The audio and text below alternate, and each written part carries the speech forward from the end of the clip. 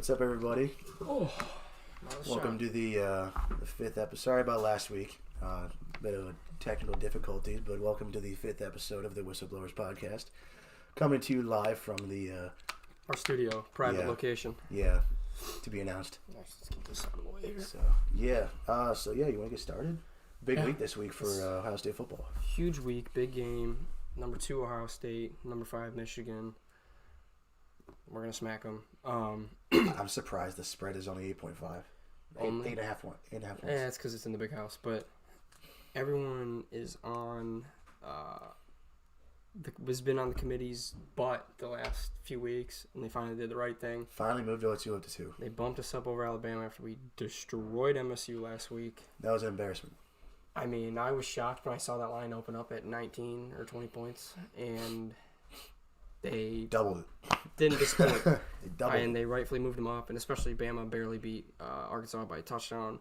I will say, I think people are sleeping on Alabama this year, oddly enough. Well, I mean, when Nick Saban's your coach, it's... You know what I mean? They got the best quarterback. They got the best quarterback in the country, and they got the best coach in the country. So I think people are sleeping on them, but there's definitely... this game has big playoff implications. The weird event that, Michigan were to beat us, obviously they would get in because they're sitting at 5 right now. I mean, they only have one loss. One loss to Michigan State. Yeah. And they were winning most of the game. So, the one loss to Michigan State. So, in the event that were to happen, I guess they'd, move them in, and then the top 4 would be Bama, Georgia, Bama, Cincy, Cincinnati's Michigan. Up there now. But Cincy is in the top 4. I don't think they're safe, though. Really? I think there's... Notre Dame's the one at 6, right? Correct. I think there's some scenarios that... I mean, I feel like Michigan can't get in if they lose this week. That's absolutely not. No. They're out. They're out if they lose this week. I feel like if Notre Dame has a convincing enough win this week, that they might sneak into that top 4. I just don't know if you can put them over Cincy, though. That's tough. Because Cincy beat them in South Bend. They beat them. So I don't think you can put Cincy. Where's Oregon in this situation? Gone. They're gone. Oregon's gone. Oklahoma State is a player because they play Oklahoma and then Baylor. Yeah. So I think they could potentially get in. I don't think Cincy's safe. They need to win out, and they probably need to win convincingly. But even Bama, I saw a scenario. If Bama loses to Auburn, but then beats Georgia, they're in, even with 2 losses. Oddly enough, theory, yeah. Oddly enough, I think they put them in because they are an SEC. You're going to put a 2-loss SEC champion in because they regard the SEC as the best conference. I mean, this year I think it's been the Big Ten, and that might be some Big Ten. I mean, if you think about it, there's been 3-4 teams, if you count Wisconsin, that have been in contention. Wisconsin's been they're leading the West. I think Iowa's been better. They're leading the West, right? No, I think it's Iowa. It's either Wisconsin or Iowa. One of those two. They're leading. One of those two is leading the West. So I consider the other one. They've been scraping the top of the rankings, right? Sure. So I would say the Big Ten has been absolutely better than the SEC because you have more teams in the conversation. You've had 3 in the top 10 pretty much consistently most of the year. And you have until Michigan State. Obviously. And you have 2 right now that are in contention for the playoffs, and one more up until last week. Right, absolutely. So, but I think there is some scenarios that even since he goes undefeated, they don't get in. Like I said, that Auburn scenario potentially, Oklahoma State, if they win convincingly. I don't think they put Notre Dame in over them, but if they both have 1 loss, it's tough. I think there's a good chance the 4 you see right now, though, is the 4. I would agree. Cincinnati's been impressive this year. They're good, but I will say... they're a one and done, but if they're going to play Georgia, they're not going to beat them. I don't think they're beating them. I think there's 2 teams that can beat them. I think us and Bama. Now, do you think if we beat the brakes off of Michigan by 30, you think we get the 1 seed? No, because Georgia's going to... Well, if Georgia loses... If Georgia loses, I think we have the 1 seed. If Georgia loses... Is there any way that we leapfrog them? Not this week. Assuming Georgia... I mean, if Georgia loses in the SEC championship game, then you have 3 teams with 1 loss. And let's just say Ohio State murders Michigan, murders whoever they play in... Which I fully anticipate them to do. I think that I was actually shocked the spread wasn't more, to be honest. A lot of people say, this is Michigan's best chance, but they've been saying that for 10 years now. That this is Michigan's best chance. Did you see the picture on Instagram They ducked us last year. Did you see the picture on Instagram today? It was the... Michigan hasn't seen... their team beat Ohio State on a 4K TV, and a 4K TV's been I was since make 2012. That point. I was going to make that point. I was going to make that point exactly. They ducked us last year. I mean, they're getting better. They're just nowhere. They're nowhere near our level. And one other point I wanted to make: the Bolitnikoff Award winners, like the 3 finalists, I don't even remember who they were. Jameson Williams was one of them. I mean, is that the wide receiver award? Yeah, I don't even want to. Where the hell is Wilson and Noah? I don't even want to diss Jameson Williams because he's a great player, but there's a reason why he transferred to Bama from Ohio State. Yeah, he's their best receiver, and he wasn't starting for us. Mm-hmm. So I'm just saying. I mean, there's a reason for it. And I saw you know what's kind of weird? Guess who our leading receiver is in yards? Is it Njigba? Yeah, that's what I thought. You would think it would be Olave or Wilson. He's been amazing. It's Jackson Smith and Njigba. He's been so good this year in the slot. He's been phenomenal. And CJ Stroud, he's one of the Heisman favorites. I think you can make a case for him, especially after last game. I mean, he's been playing phenomenal. And after that first game, like after that Oregon game, especially because the first game didn't look great either.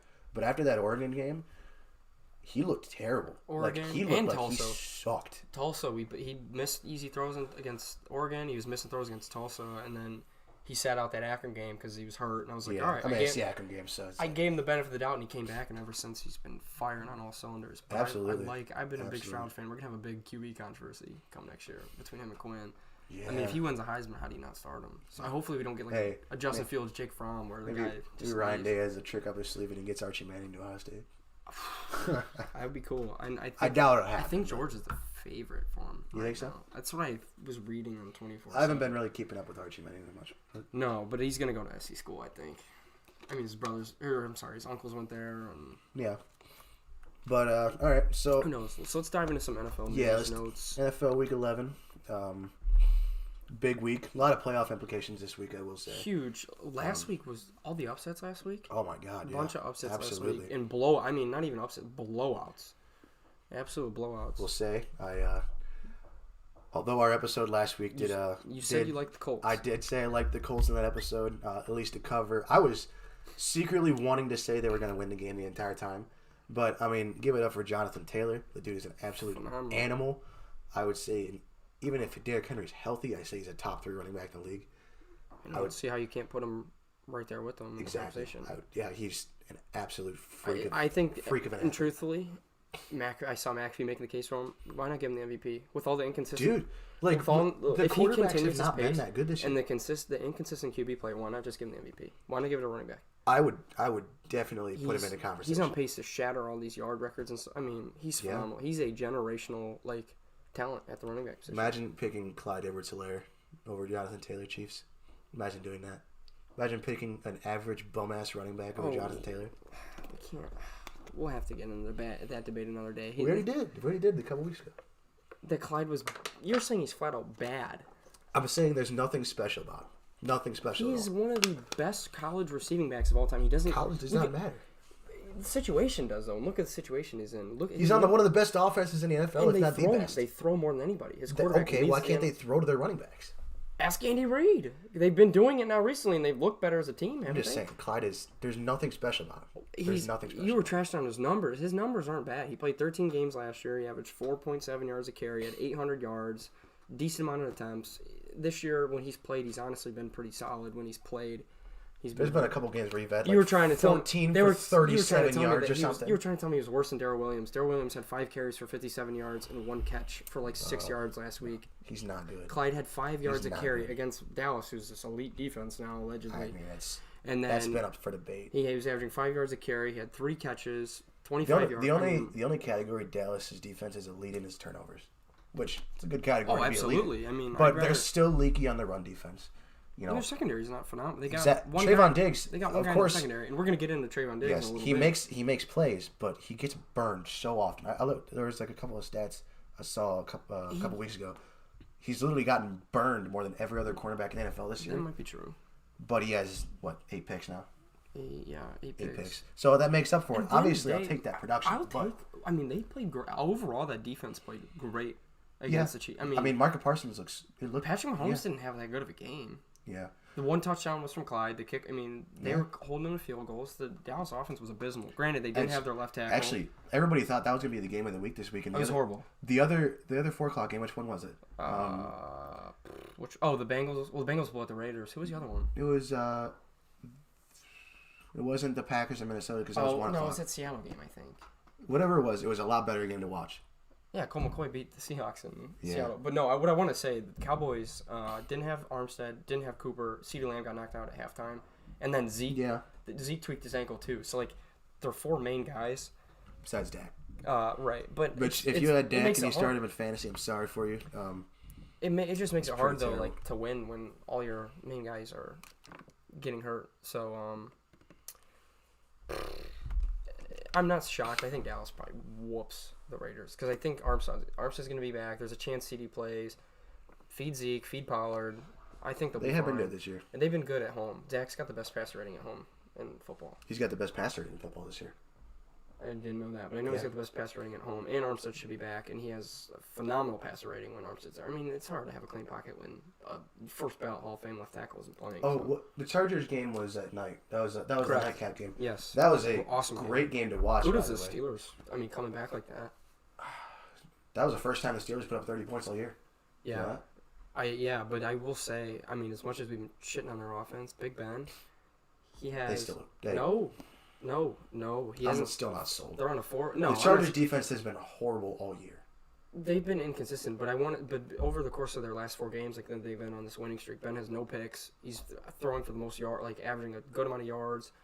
He is out of, I don't remember the number. It's gonna piss me off. I don't remember what the number was, but he's the only quarterback that has 0 picks with the amount of attempts he's had over the last 4 weeks. So.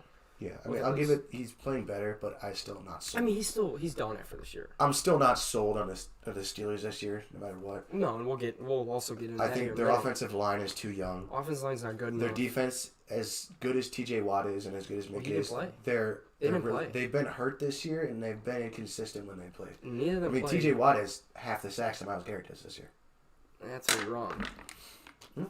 T.J. Watt is only how many sacks does he have? 12.5. He's only half behind Myles. Is he really? Yeah. Where did I read? There's some different stat. T.J. Watt is 12.5 sacks, 3 forced fumbles, and 2 fumble recoveries. Yeah. So that's why I wanted to, when we get into our never mind, T.J. Watt's still over-under very good segment here, which you just want to get into that now? Or yeah, we can. Yeah. So I stole this idea from Jarrett and Preston, who run Kicking It Back. They do an over-underrated segment through their podcast with just random items, like daily items. So we're going to do it with some NFL players today. What kind of items do they do? Just like, I'm trying to think. They do it every week with their podcasts. Like they could say, like plastic water bottles, over underrated, and then underrated. And then they would vote on it, and then they let everyone else vote on it. So like we'll put a poll like on the socials with all these guys and let you guys vote on it too. What you guys think? You want to give your opinions like on the Instagram and everything. So you said you want to do this based off. So we're gonna go off positions because we're using some of the names. We have 13 names that people suggested. One of the names I left off because we're gonna get deeper. We're gonna dive deeper into him a little bit later. So the first one we have is Matt Stafford. And then can I go as is? You can say if you can say properly related. Because I truly think that like the verdict on Matt Stafford is pretty fair. He's having a pretty good year this year. A little inconsistent as far as, some games he's had some rough games, but if you really think about it, Matt Stafford has never had the stability in his career that he has with the Rams. No. He's probably not used to winning this much. Okay. Not at all. He's been with the Lions. So he carried the Lions. I'm giving him the benefit of the doubt that he doesn't, play well in some of these big games just because of the fact that he's been basically thrown in the trash by his organization the past 10 years. So I'm going to go as is. You're going to go, okay. So you're going to say properly rated, I would say. I'm going to say Stafford. Some of the stuff I was reading today really wanted to say overrated. He is 4th in the league in touchdowns, too. He is. I'm going to agree and say properly rated. Okay. But some of the stuff I was reading today about him made me lean kind of towards overrated. There's a few guys that a lot of people have been giving some crap to. One of them's on our list here too. That it doesn't make any sense why they're getting the hate because they're doing the same thing, if not better than Stafford, because they're not turning the ball over as much. Stafford's actually been turning the ball over a little bit more lately. But I'm gonna say that's what I was talking about too. It's like that's just the inexperience of not winning. Like he's not the elite quarterback of like the Mahomes, the Rodgers, Brady's. He's an A-tier quarterback, but he's not in the average of like the Garoppolos and. Well, Garoppolo might be a tier lower. He's winning games. He wins a lot of his games. He's a losing record. They're 500 this year. They're 5-5. Jimmy G wins like 70% of his games. That's besides. There's like whatever the average. The guys you want to consider in this average group. Wait, are they 5-5 or 4-6? They're 5-5. They are? Because they won. They beat the Jags. They blew out the Jags. Yeah. So next guy we have is Jalen Hurts. Overrated. Stop.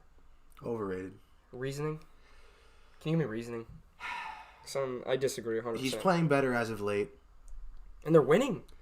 They're winning games. He's playing better as of late. They're winning some games. I think they get the wild. I think they get the last wild card spot. They might. Have you seen their schedule? Yeah, that's true. They play the Giants this week, Jets next week. They get a bye. Washington, Giants, Washington, and then they play Dallas too. And then they play Dallas week 18. Dallas. So I think they're going to get in probably that last wild card spot in the NFC. I wouldn't doubt it, but. And if you're them, are you moving? Like, why would? I'm just not sold. He's not very accurate. He doesn't throw a very good deep ball. He's throwing the ball better. I mean, I'm saying underrated. I was not a huge Hurts fan. Like, I didn't like what they did with the whole Wentz situation last year, and I thought it was a little bit like I thought he was going to be what people said Lamar Jackson was going to be. Like, he can't throw the ball, none of this stuff. But he's winning games. He doesn't really have anything to work with, and his coach is finally adjusting to like the play style. They were like 60-40% pass run the first 7 weeks. They've pretty much completely flipped it. Like, and he makes plays, dude. Like, he makes like that. He broke. Was it Demario Davis or Davenport? One of the linebackers for the. All right, you sold me a little bit. I'll at least go as is on this. I know I'm kind of boring for going as is, but I'll go as is. He's been making plays. He's playing better as of late. Still not sold on him completely. Went from his freshman year in college at Bama, where he could not throw a football. Yeah, he was so inaccurate. Great athlete, so inaccurate. Each year he's gotten better. He got the Lincoln Riley, really developed how to throw a ball. Last year he was pretty electric. What did he go 3-1 last year when he started those last 4 games? No, I don't think so. 2-2. They were 2-2, 3-1. They won they upset the Saints. They won a couple games last year, and now And then they sat him for Nate Sudfeld. He's getting better though. He's getting better. I don't know, like. I don't see any reason to move off him unless you can get like a Deshaun Watson that comes. I don't think they'll move off of him. I don't think there's no like. There's no reason to because their roster isn't like a playoff roster right now. No, and especially if he were to get them in. Well, yeah. Like I said, there's nothing like. It's not like they're a Panthers or a Browns or someone like that where like they're one step away from being contenders. But I don't know if you could put the Panthers and Browns in the same conversation. That's true. I mean, considering some of the Panthers don't have the line we have, and we'll talk about that situation later because I'm gonna say underrated. So overall, I'm saying underrated on Hurts. I'll go as is. I'm on Jalen Hurts train now. I'm sorry for jumping on the bandwagon, and you can hate on me for jumping on the Hurts bandwagon. I'm on the Hurts train. Right, I don't think he's amazing, but I think he's getting better, and I think he might be a pretty decent quarterback. We got Mac Jones next. Overrated. I think people like. Don't get me wrong. I don't think Mac Jones is a bad quarterback, and Garrett's going to hate me for this for saying this. Because Garrett thinks he's like the second coming of Jesus. Yeah, but I think the hype is getting a little bit out of control for Mac Jones. So, if you asked me this at the beginning of the year, I'd say underrated because he wasn't turning the ball over. Yeah, I would say so too. Now, absolutely. Since they beat the who did they beat the Browns, and he had a great game against the Browns. He didn't even throw for 200 yards. But yeah, and then last week he had a good game. I think he completed like 15 or 18 passes, somewhere around there against the Browns. I mean, he was like 50. And it was, besides that one, actually it was a really nice throw, I will say, into the end zone, like the touchdown. To Bourne. Yeah, I know. Besides that throw, it was like he's 2-yard screen passes. It was literally, it was literally the old Tom Brady offense, just given to Mac Jones. I think his yards per attempt is only like 6. Yeah, exactly. Like 6.5. He's not making huge plays. I'm gonna say he's a very good game manager, is what I was saying. And I don't think, and I said this to you, I don't think you can be great or good and still be overrated to me. Yeah. And I'm gonna say he's slightly overrated just for the fact of the hype that he's getting at and the conversation. Especially right now. Like with these young quarterbacks, he's getting to put in the conversation with like Burrows and Herberts. Yeah, and he's not in that level. He doesn't have the arm talent. I'm not saying he's not bad. No. Or I'm sorry, I'm not saying he's not good, but I'm gonna say overrated. And to be honest, I don't know if it's gonna happen this year. I mean, they're leading the division. I don't think. They can definitely win a Super Bowl with Mac Jones if they get some more pieces. Absolutely. If they get like a really good receiver. They got a great line, and they're always gonna have a good defense on their belt. They get a little bit of a better of a receiving core, and shape up some stuff. Maybe get a better tight end, or actually they're pretty good. They got two pretty good tight ends. I mean, it's just the receiving core is a little weak. Receiving core is a little lackluster. If they get some pieces, they can definitely win a Super Bowl with Mac Jones for sure. But I don't think he has the arm talent of Joe Burrow or Justin Herbert. Or Mahomes, there's just the young quarterbacks. Scratch out like Rodgers and Russ and all those guys. He's not the same tier as like Herbert, Burrow, Watson. Well, Watson's like up in that upper echelon. Yeah, I agree too. But I would say Mac Jones slightly overrated. So I'm gonna say overrated. I would too. One more quarterback. Who's that? Sleeper this year. Kirk Cousins. Underrated. Underrated as hell. I'm happy you said that. So happy you said that. I look at the stats, and Kirk Cousins has like 20 touchdowns and 2 picks. 2 picks. That's like MVP caliber season. And they've lost so many one-score games. You know who the only team is right now. And we'll say this. Well, I'll mention this a little bit later too. But you know who the only team who has more one-possession losses? Detroit. It's the Lions. I feel so bad for Detroit. for Detroit. I'm almost on the train of like that. They are as bad as their record though, because they continue to lose these games and they're getting handed to them. Oh, absolutely, they're dog shit. Like, but I feel bad for them, but they're playing teams close. I feel bad for the fans. Mm-hmm. I do think they win this week though. By the way, who do they play? They play the Bears tomorrow. Matt Nagy, with all the drama, he's probably gonna get fired regardless of the result. I did see that tweet. So I think, but that's besides the point. I'm saying underrated on Kirk Cousins. He's, in my opinion, I'm not saying he's MVP. I think you should put him in the conversation though with the number. He's getting so slept on this year. He is. The only reason he's not in the MVP conversation is because they haven't won as many games as people like him to. That's exactly. I mean, you're not gonna have a guy winning MVP who wins in 6, 7 seed in a wild card, but he's having a good year, and they've had a lot of stuff just not go their way. Mm-hmm. But and their coach like Zimmer, I don't think Zimmer's a bad coach. I don't think he's that bad. But he's so conservative. Like, let the guy rip it. He can throw it. We've seen times. And you have one of the best young receivers in the NFL, and it seems like outside of last game, you underutilize him.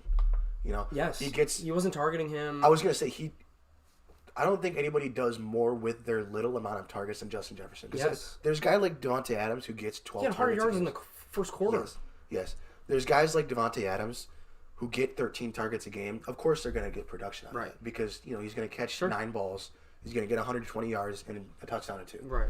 But when you're Justin Jefferson gets 3, 4, 5 targets. When Justin Jefferson, even if he gets 5 or 6 targets, that Justin Jefferson should be getting 10 targets a game. No, and he's still turning the 70, 80, 90 yards and a touchdown sometimes. And he gets the big plays. And he's had a lot of times where he's gotten tackled on the 1-yard line this year, like on a deep ball, unfortunately. And then for whatever reason, they love Thielen in the red zone, which is weird. Which is weird because I think Jefferson's bigger than Thielen, isn't he?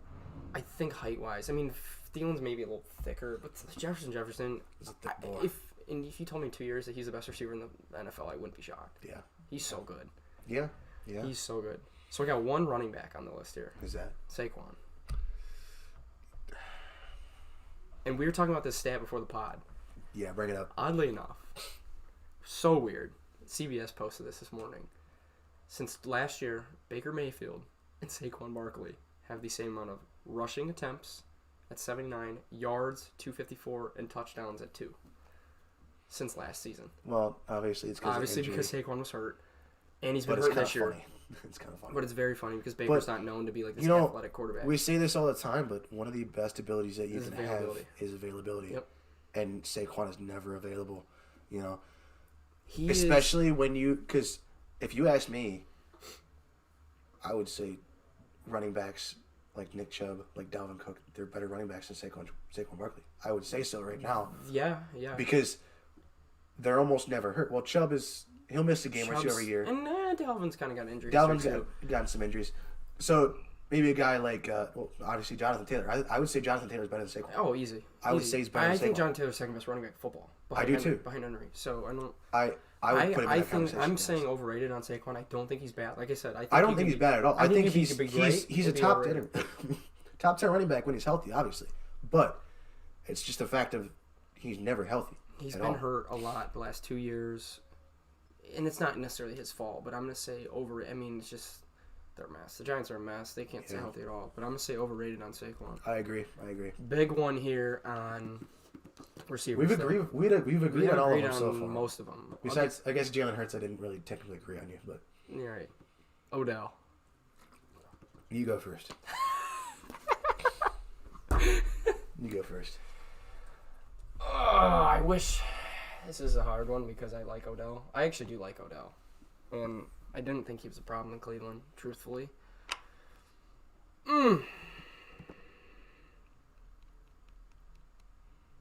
really hoping you answer a certain way so I can it's so hard. Answer the other way. Answer the other way? Well, so I want to disagree with you. But my heart tells me what the right answer is. But I know what's the right answer? Overrated. Okay. But I want to say underrated because I like Odell. And I think he's gotten a bad rap last couple of years because of some of the quarterback play he's had. He hasn't been. You know what I mean? Like he's. If you would have, this is gonna surprise you, but if you would have asked me this before he got traded from the Browns, I would have said he was underrated. Now you're gonna say overrated. The first when I saw the Rams game on primetime game, we can't go off of one game. His first game. I'm gonna go off of one throw. I'm gonna go off of one throw when he literally did the exact same shit that he did in Cleveland and went off did his own route. He got picked. Matt Stafford got picked off. You can't defend the dude anymore. He's overrated. We can't go off of one game with a new team. I'm gonna go off of one throw. He's overrated. No. He's overrated. I mean, I'm not disagreeing with you. He's dealt with injuries. He's dealt with injuries in the past couple years, so he hasn't really been too available. Okay, and when he's on the field, he has not performed. So his first year in Cleveland, he played with the ankle. He played 1,000 yards. Played the whole season and had an ugly 1,000-yard year. It was like 75. And then last year, and then he got hurt last year. And he honestly wasn't that good other than the Dallas game. Yeah, one good game. And then this year, it's been a mess. Quarterback's hurt and played bad. The offense is already run heavy to begin with.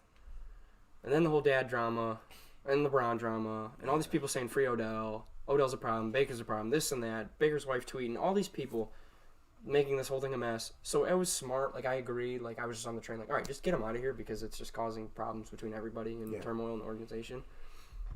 I'm saying overrated, but not for the reason you're saying it.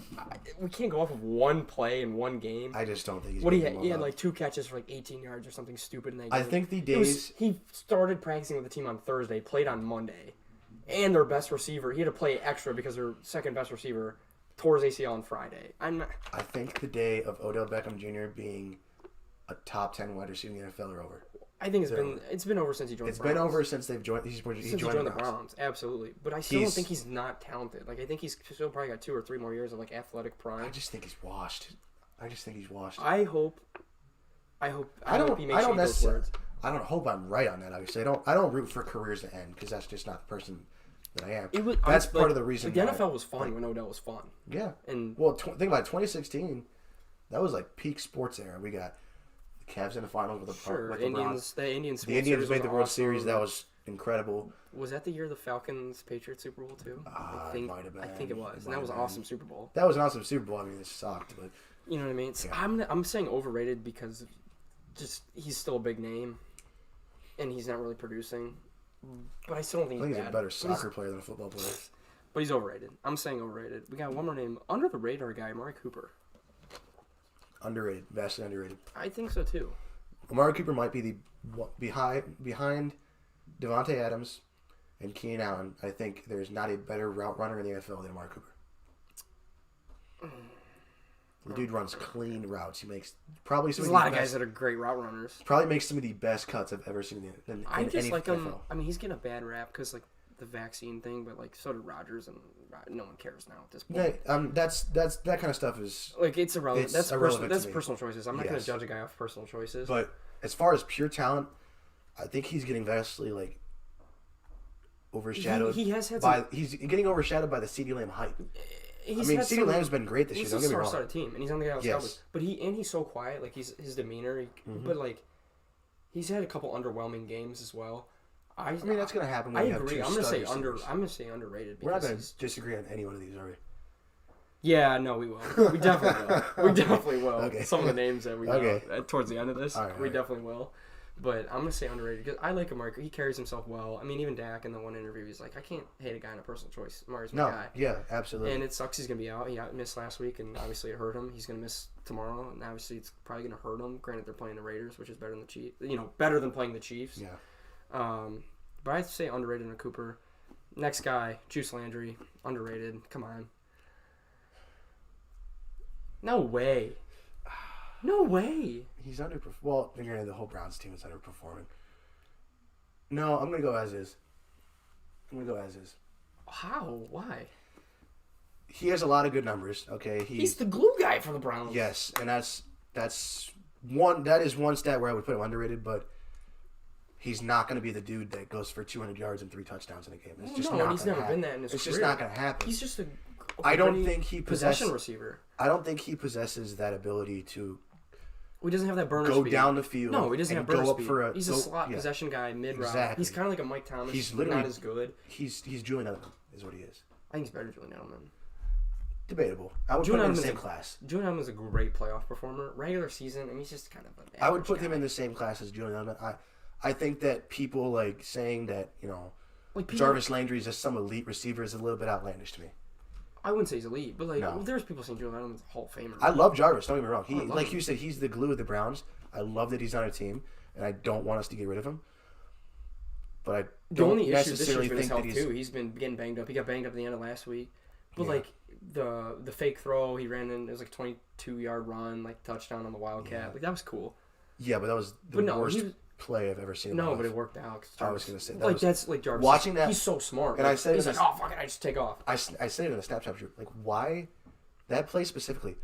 Why are we having our wide receiver in the the red zone? It was we're running like a Wildcat. Why are we doing that?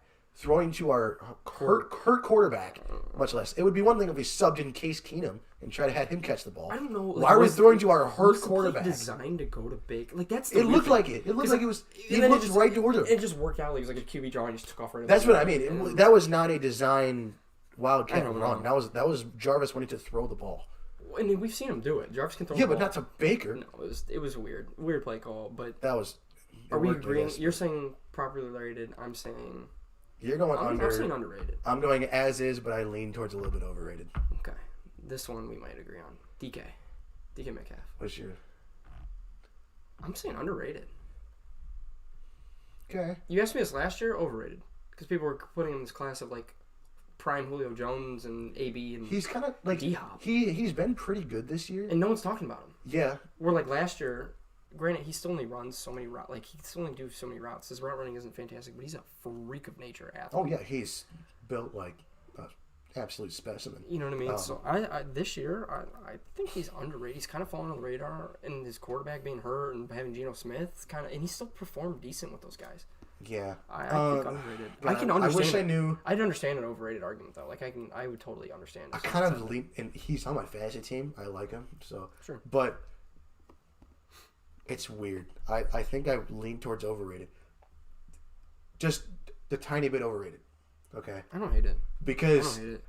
And I hate doing this back to back. But the thing about DK is, like you said, he's very limited on his football ability. Okay. His route running. His route running. It's getting better. Yeah, his route running is getting better. You're a dumbass if you say he only can run streaks and slants. Exactly. No, you're a dumbass if you say that, but he's not to the caliber of the Amari Coopers, of the Keenan Allens, of the Adams. He's not to that ability, but he makes up for it, and he's literally a freak of nature. And his athleticism, his size, his build, everything. But you've also seen him drop the occasional pass over the middle of the field. Sure. That's where I think he lacks the clutch factor, if that makes sense.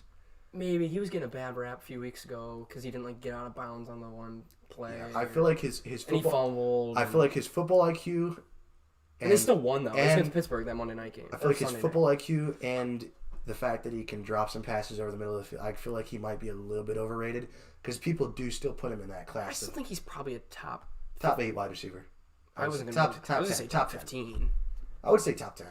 I don't hate that. You can make an argument. Once you're getting out of the top 3. Yeah, I mean it's guys. You can kind of argue for anybody. Yeah. I mean, really out of the top 2, I'd say Adams and Hill for me personally. Yeah, because they're just so. D-Hop when healthy is up in there too, but anybody in that top 15 that you could just make an argument this guy's that. It's all opinion there, but I'm gonna say underrated for DK. I'll go a little bit overrated. I don't hate your argument. Yeah. TJ Watt. I just think Myles Garrett's better. That's fine. But that doesn't have anything to do with the segment. But that's the only reason. That's the only argument anybody brings up is the difference between T.J. Watt and Myles Garrett because they're the two best. They're the two. And they're in the best same division, and they play for one of the bigger rivalries in the league. Yeah. I think T.J. Watt's underrated. Like I said, this guy didn't even know what his numbers were. I said that's true. He's only half sack behind Myles, and he's still got two fumble recoveries and 3 forced fumbles this year, and he's missed 2 games. He missed that game last week, and they missed him. I mean, they might have won if him and Minka played. I think he might be underrated. He should have won. He probably should have won Defensive Player of the Year last year. He probably should have. He Probably had should have, better too. numbers than Donald, even though Donald's a tackle. And Donald's the greatest non-quarterback of all time. It's present day. Non-greatest. He's the greatest non-quarterback in the NFL right now, I'll say. And I'm not going to say of all time because there's a lot of like LTs. Miles is coming for him. The season he's having. Yeah, but Aaron Donald's been doing it. I know. I'm just saying he's. But no, I'm surprised you agree with me on the TJ Watt. This one you're not going to agree with me on. Trayvon Diggs, I say properly rated. Overrated. I say properly rated. Overrated. I personally, if I was a coach, GM, owner, whatever, I can live with. I can agree with that because but turnover differential and getting me the ball back, like especially with a team like huge. Dallas, when their offense can go compete with just about it. They might be. I mean, they can go head to head with anybody offensively when healthy. If you can give me the ball more times than not, like if you're giving up a big play here, big play there, I'll take the turnovers. I'll take the interceptions. I'll take the big play. Because he leads the NFL in deflection. Like, I think pass breakups and deflections. He's a playmaker is what he is. But I will still stand by the fact that, yes, he's a playmaker. And I think that he's not a bad player, obviously. But he gets burned more than any other cornerback in the NFL. Okay? So his coverage is yeah, I mean, we don't know what the numbers are, but okay. I know he's been giving up a lot of big plays, especially of late. Early on in the year, especially like late in games, it could end up screwing them. I forget which Patriots game. He gave up that big play. He gave up that huge play at the end of the game. It was like a 75-yard touchdown. I think there was one more recently too. But who did they play? Not this previous week, but week 10. Who did they play? Do you remember? They won because they beat the Broncos. They got blown out by the Broncos. Oh, it was Falcons. Falcons. Okay, so no, they blew out them. No, the Broncos, wasn't it? Oh, Tim Patrick burned them. It was Tim Patrick who burned them in that blowout. Yeah. It's like that kind of stuff in the playoffs could screw you. Like for sure. Obviously, but at the same time, he's giving me picks, and you're giving me that offense more. I get that, but the people are saying he's the front runner for defensive player of the year right now. Not anymore. I don't think he is. Not anymore. He was when he was on this historic pace. Which yes, if he were to somehow still miraculously break that record, then sure, give it to him. Yeah, give it to him. But I don't buy it. I don't even think he's the best cornerback in the NFL. No, I really don't. No, me neither. But I'd put him in the top 10. But I think I would say overrated. I'm saying properly rated. Next guy, another Brown, Denzel Ward. Denzel Ward, underrated. I say overrated. Really? Yeah. And he's good. Like he's good. He's good. But availability, he's consistently been hurt. He's frail. I will say, when he's on the field, he is very good. He is very good when he's on the field. AJ Green's son. He is AJ Green's son. Yeah. Who else? Oh, that game was just terrible. Courtland Sutton owns him though. We beat the Broncos. I don't give a shit. I was a couple years ago. Then who was it? Like Brandon Allen was their starter, and when Courtland Sutton's just mossing him in the end zone. When he played, it's part of his size. When he goes up against like a bigger, more physical receiver. When we played the Broncos this year, I think Sutton only had like 50 yards.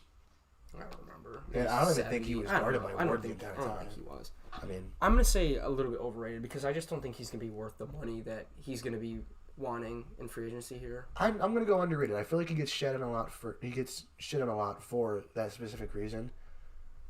But his numbers, like as far as passer rating when targeted to him, are very, very good. They're like top 5 good. I just don't think he's elite and he wants elite money. He's not in that Ramsey. Now, the one thing I will say, Alexander conversation, like he's not in that combo. The one thing I will say is he doesn't cause as many turnovers as I would like. No, he's not an interception quarterback. I know he had the pick 6 a couple weeks ago.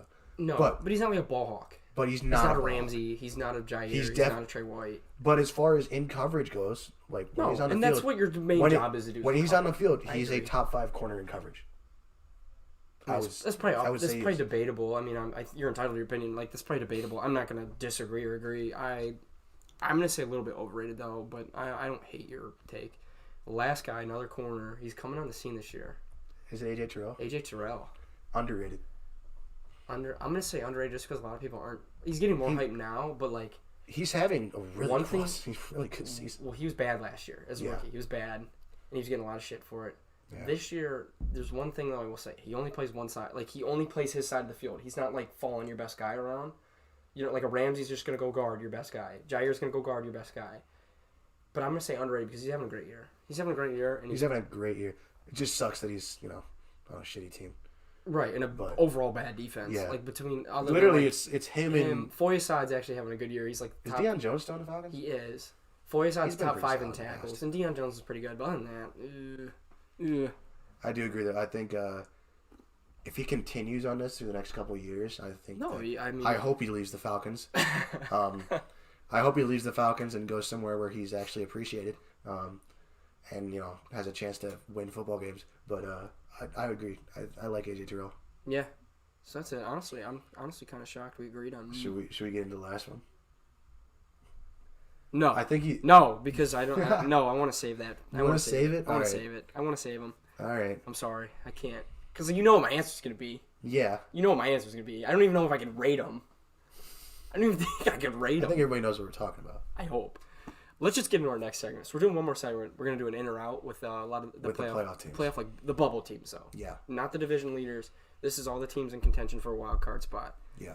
So we're gonna start off with the NFC, and these are the 3 NFC South teams. So first one is Falcons. I think we both agree. They're out. Out. Bad defense. Bad Offense defense. looks bad now. Yep. Calvin Ridley not playing. Calvin Ridley not playing. Matt Ryan's He's been. Kyle Pitts has been inconsistent. He's a rookie tight end. That happens. He's only second. He's only behind Kelsey in yards. Yeah, but I mean, he just didn't have the touchdown. He's just inconsistent. Yeah, but he's been. I think he's that goes along with the Falcons' offense. It's just sure. he's inconsistent. Well, and they're only putting up 3 points against Dallas, and then only putting up 7 against New England. Like, what's a guy gonna do? Exactly. I don't think Kyle Pitts is bad. I think Kyle Pitts is I very still good. think he's like another. Yes. I do believe he's gonna be like a generational type talent, at the position. But he's a rookie tight end. This stuff happens. And that does happen. But I'm gonna say out. Panthers. I'm leaning towards out. What's their schedule like? I don't know. Let me look this up. I mean, they gotta play divisional game. Let me look this up. Have they played Tampa yet this year? I don't know. I don't know if they've even played Tampa once this year. Because I don't want to say they haven't yet, and that's bad. Like that's probably 2 losses. What's their record right now? Are they 4-6? Are they 4-6? I think they're 5-5. 5-5. Or 5-6. Maybe 5-5, 5-6. I don't know if they've had their bye yet. It's not even loading for me. I like him better with Cam Newton right now. Like I think he gives them the best chance to win games. But like out. I picked Washington to win that game last week with Rivera homecoming. Everybody's like all in. I'm saying out on the Panthers. As much as I want to say. I think that there's still a rebuild. Like here's the thing about the Panthers. Well, no, I don't think they're a rebuild. I do. I think the Panthers. Because the line's still trash. But the way the Panthers have acted the last year, which I give credit for the Browns for not acting like them, the Panthers have acted very desperate over the past year and a half. Okay, if you think about it, they didn't think Teddy Bridgewater could lead them to the championship game. Fine. Well, they went out with Cam though first because they just said, "All right, Cam." They flipped out. Because they got the new coach. Yeah. Right. They got Rivera out of there. They bring in Matt Rule. I like Matt Rule. And Matt Rule's been. I think Matt Rule's a good coach. Yes, I do too. And they didn't do a total gut job on everything, but they pretty much like. But you think about it. You go. You know what I mean? They let Bradbury walk. Let all these guys walk. Yeah. And they drafted well on the defensive side of the ball last year, and I like that they attacked. Like, all right, let's get our defense right. The way that they have attacked the quarterback position, it comes off as very desperate. Okay. They get rid of Cam Newton when he gets hurt. Like, they basically gave up on him. Okay. And part of that was because of new coach, and they want, all right, let's get younger. But then they bring in Teddy Bridgewater. Not the answer. They get rid of him. But I think everybody knows at this point Teddy Bridgewater's like a good bridge between your next guy. Yeah, fair enough. And Teddy doesn't turn the ball over. But what I'm saying is... he's not going to win. What I'm saying... Then they bring in Sam Darnold. That did not work out. What they gave up for him was... They didn't give anything up for him. But what they give up? A second and a third? Like, who cares? But what I'm saying is they keep moving on so quickly. If they believe in a dude, if they believed in Sam Darnold... He's also hurt. He's also hurt, yes. Sam Darnold's out but right if they just... He's not playing. If they believed in Sam Darnold, they wouldn't have signed Cam Newton. Because they're not going to... Probably not. I mean... They're not going to sign Cam Newton. Because Cam's not the dude on the roster to not be the guy. Okay? Well, he wasn't going to be in New England. That's why they cut him. That was Belichick's reason for cutting him. Well, there was probably other too, but so the thing with Darnold too, because he played so well those first 4 games, and then he was bad the next 4, whatever. I don't even remember how many games he played, and then now he's hurt.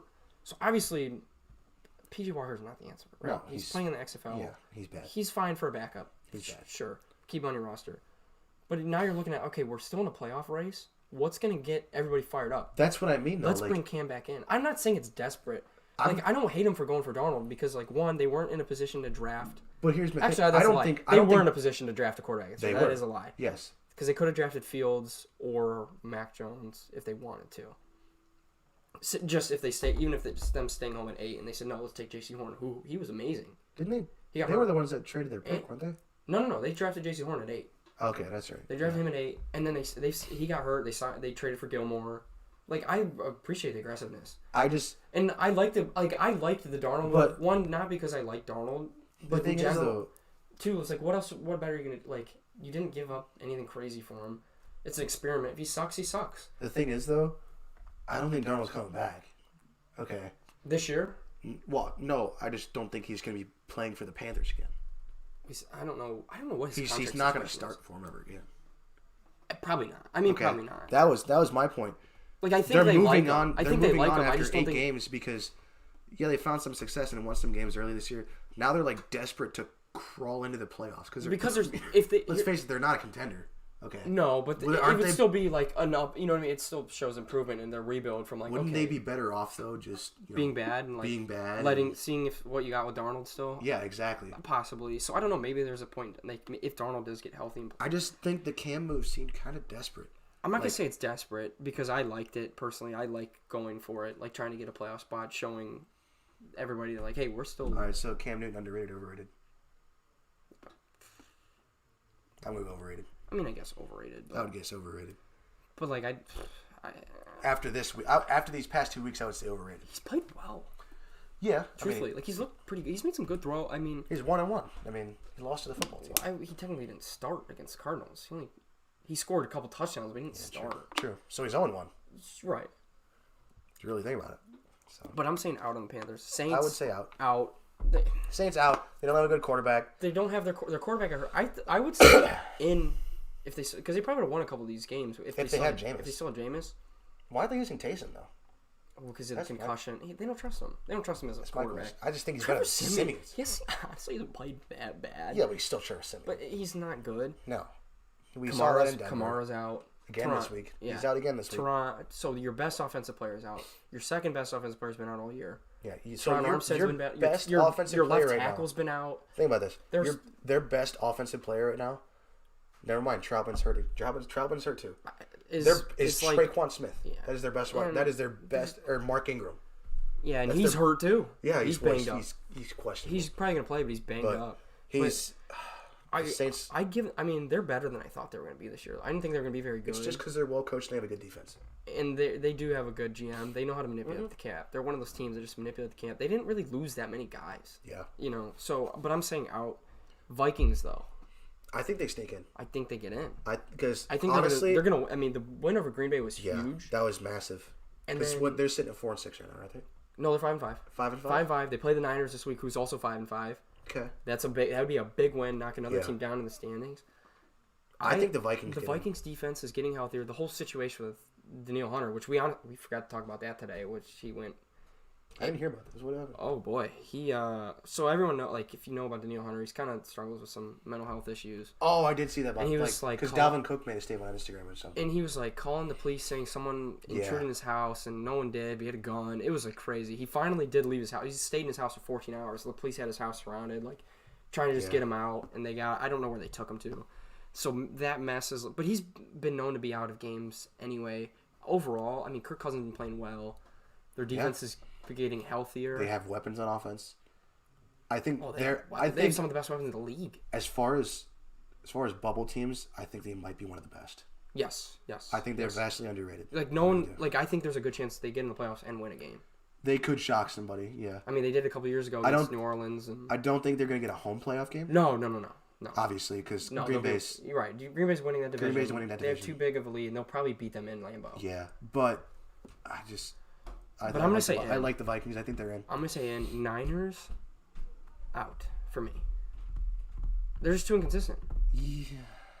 Jimmy G's playing well. So he doesn't win a lot of games. Who do we got as far as in for the NFC? Cardinals. So the Cardinals. Cardinals, Rams. So you already have two teams in your division that are better than you. Cardinals, Rams, Packers. And who else besides that? The Bucks. And the Cowboys. So you got 2 wildcard spots between the Vikings. Well, we got these teams all listed. We have we have 2 more teams listed for. We have the Eagles. The other 2 teams? Eagles and Washington are the other 2 teams. I'm gonna go in. I think the 49ers. You think they get the last spot? I don't think they're better than the Niners. No. I think the Vikings will win this week, but I think they sneak in. The Vikings are home dogs. Yeah. 3-point dogs this week. I think they win. Are you kidding me? Yeah. How does it... You mean to tell me I'm getting the better quarterback? I'm not going to say the better coach. Better weapons. But I have a better team and I'm getting 3 points at home? It doesn't make sense to me. It does not make sense to me. It's because the Niners... I think the Niners sneak in. Kyle Shanahan is an overrated head coach, but I think he's a good head coach. He's still good. He's overrated, but he's good. I like their defense has been getting better as of late. Sure. Debo's been good. Ayuk's finally come back out of the grave. Now Debo's like a running back. Yeah, Debo's their running back. He was like basically. strictly playing running back.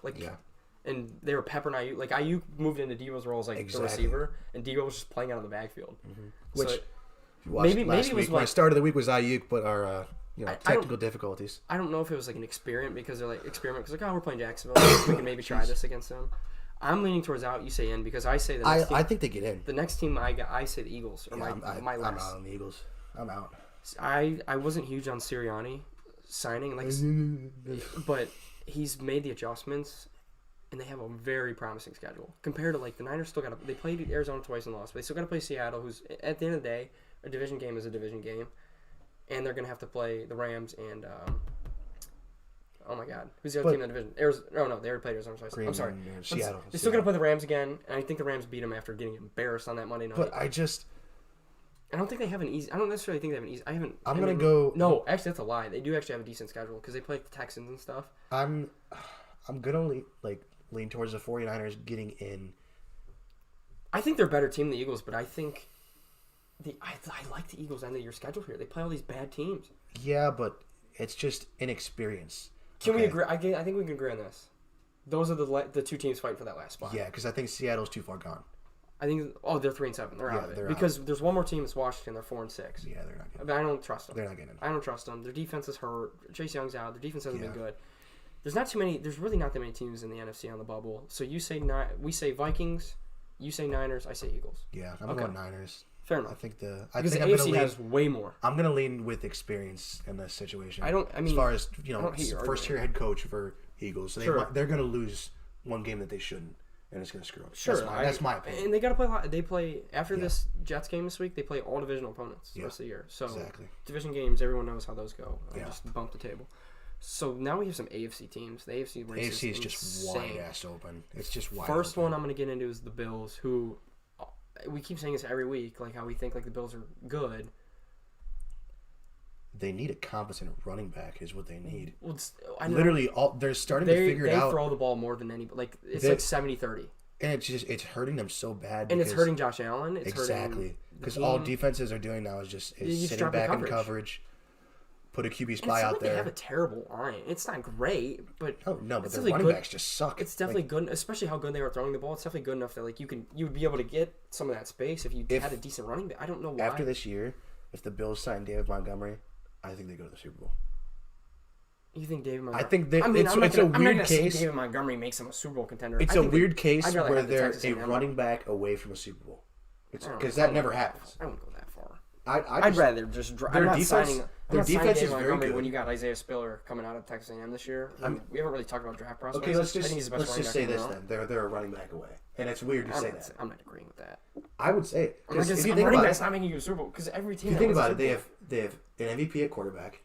They have three pretty good wide receivers. Well, one's an elite wide receiver, two other pretty good wide receivers in Beasley and Sanders. They have a very good defense. Their offensive line is serviceable. It's okay. It's not bad. But Allen can move, so it makes up for it. Sure. But I'm not gonna say running because every team all these teams that keep making the Super Bowl, and they have these running backs by committee, and their committee they have running back. It just sucks. Yeah. Zach Moss has been bad. Singletary's been bad. He's slow and bad. I don't even know who else they have. Those are two that come to my mind. Yeah. Josh Allen's their goal line back. Yeah. Dawson Knox has come on the scene, breakout this year. Yeah. But I'm gonna say in the playoff, they lead the league. They do lead the league in point differential still. So they play? Did they play the Patriots again? Twice. They play them twice still. Yes. So those are big games. I think they split. I'm gonna say they split. Okay. So who are we talking about for sure in? So we know who that. I think Kansas City wins the AFC West. Yes, to Kansas City. I think Baltimore wins the North. I think Baltimore's at least in. Let's say that. They just have a 2-game lead on everybody. Yeah. Well, no, 1 game. Over who? The Browns. We're 1.5. I trust Baltimore, but regardless, I think Baltimore's in. Baltimore's in. Oh my goodness. Patriots. Titans, Patriots. So those 4 basically. But at the same time, like the Patriots and Bills could easily flip. Yes. Because Patriots have. What I'm saying is 7-4. Bills. What I'm saying is I'm looking for like the 4 people that are. But right now, because we have the Bills right now. We have the Bills right now because the Patriots are leading the division. I think the Bills get in, even after getting blown out. So we got 3 open spots in the AFC. Correct. I say I'm gonna go in. I think in because I have I have the 3 teams in my mind that I think are going to get in the playoffs. Yeah, because I'm looking at these next teams. Dolphins, no. No, Dolphins are not getting in. They're 4-7. No. They still have a chance. They're 4-7. I don't think so. Yeah, no, they're just not a complete team. Chargers, I think no. They've just been wildly inconsistent. I think I agree with you. Obviously, I think Justin Herbert's a great quarterback. Justin Herbert's amazing. Yeah, but their defense is just spotty. Their second inconsistent. The Chargers have the worst second teams in the history of NFL. I think. Special teams. It's just so bad. Yeah. And it doesn't matter who their kicker is. Every year it's just bad. Yeah. And Herbert's helping them overcome a lot of that. Yeah. I like their coach, but I do. But I love Eckler. I love their you. weapons. I don't trust them. Especially they still got to play Kansas City again. I think they lose to Denver this week in Denver. Really?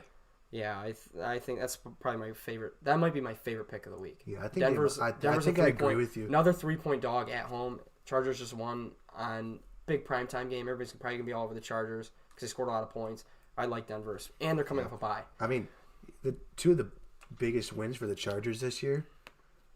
Chiefs. They're given no. I'm saying the Browns and the Steelers. Just saying the 2 of their biggest wins this year. They've given up. They've given standings. No, but I'm just saying as far as like big games because those were. And they beat the Chiefs. Yeah, they beat the Chiefs, but in those KC? 2 games specifically, they've given up. What is it? Almost they gave 37 and 42 points. So. 90 points almost in 2 games. Yeah, 85 points. Why can't we do math? 85 points. That's like 85 points. Yeah. Yeah, something like that. That's like that is. I just don't trust their defense, so I'm leaning towards that with the Chargers. The Raiders are 5-5. I think they're out. They do this every year. They're frauds. Yeah, they're just a mess. I love Derek Carr. I like Darren Waller. I like Renfro. I like Jacobs. Yeah, they don't have a pass rush. Yeah. Well, no, they do have. Crosby's okay. He's good. Crosby has a very good. But they don't have anyone else. Like Colin Farrell. Yeah, their secondary is. They drafted Colin Farrell 4th overall a few years ago. Bust. Their secondary. Nothing against Colin Farrell, but it's just not worked out. And the whole Gruden situation, the Ruggs situation, Damon Arnett, they're just a mess. Yeah, there's 3 different. And then we got the Broncos. I also think they're out. They're out. Although I do think they beat the Chargers this week. I'm gonna say out on the Broncos. Yeah. They're a team. I think they're like a quarterback away. Yeah, they're gonna get. They do have a playoff. They're gonna get a new coach next year. They're gonna trade away Melvin Gordon because he blows. And Teddy B's okay. Like if you had Teddy B again next year, Javonte Williams is good. I wouldn't hate it, but like. That roster is good. Yeah. That's a great roster. Great weapons. It's unfortunate. Solid line. I mean, what's his nuts? Left tackle. He was horrible until last year, and they re-signed him. I forget. Oh, my God. Yeah, I forget his name. It's going to piss me off.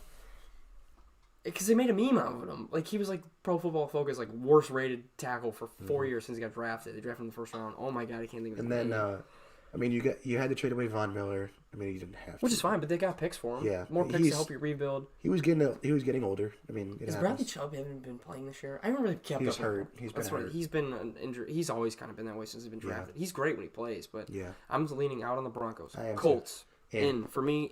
We've been saying this. Absolutely in. Great line, great running back, solid defense. Their weapons are meh. Quarterback hasn't been turning the ball over either. Wentz, look at Wentz's numbers. Matt Stafford's been getting all this love this year. His numbers are just as good as Matt Stafford's. Just as good as Matt Stafford's numbers. Except for touchdowns. He has a little bit less touchdowns, but he doesn't have the turnovers.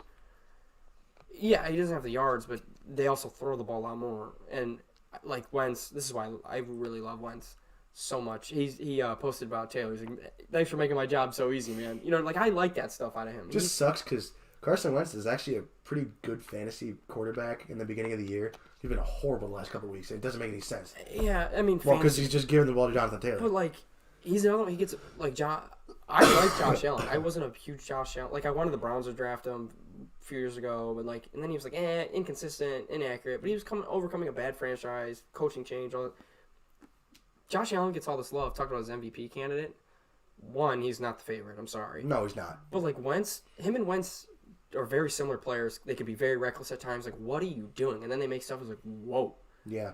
So he's another. I don't understand the Wentz hate compared to the. Josh I saw the Allen one clip where sometimes I haven't seen Wentz do this since he was in an Eagles uniform, but when he actually like got out of the pocket and he ran for like 20 yards and actually slid instead of taking a big hit. That was actually that was reminding me of old Wentz. When now that he's back with Frank Reich, and their defense is good they're too. They're buying into him. Michael Pittman's emerging. I think I like the Colts. I know who wants to play the Colts right now? Nobody. They just put up 50 on the Bills. So we got the Bengals. Another tough one. I'm gonna lean out. I'm leaning out because I think they're still a rebuild. I still think the Browns own them, and they're gonna beat them the second game, and that's gonna be fair. The game that because I think the next team I have is basically these next two teams that we have are who I think are the last one that gets in. Yeah, I think so too. I'm staying out with the Bengals. I love Joe Burrow, and I like their weapons too. I don't trust their coach. I don't trust their defense. Everybody's raving about their defense. It's okay. It's better. It's improving. They're still a rebuild. They could be very good next year and the years. I love Burrow. They got their quarterback. Yeah. They got their guy for the next 10, 12 years. They got an elite wide receiver. You got that right. They have 3 good receivers. And they have a good running back. Great running back. I think their line needs work. He's one of the. I wish he was on the over underrated segment this week. Yeah, their line needs work. Yeah, but they're still rebuilding. But I'm gonna say out on the Bengals. I just like you said, I don't trust their coach. I think they lose this week. Yeah, against Pittsburgh. I do too. And this is the other one. And Steelers are 5-3-1. 5-4-1 because they just lost. I think they make the playoffs. It's just to spite people. Everybody, look at Travis's sweatshirt. Look at my hat. Look what we're wearing right now. I think they make the playoffs. I think they get in too. Sadly enough. I think that tie was the best. If they would have lost to the Lions, completely out. But that tie, especially what happened that week with everybody losing, I think the Steelers get in because now we have the Browns. Mm-hmm. And I think the Browns get in. So wait, how?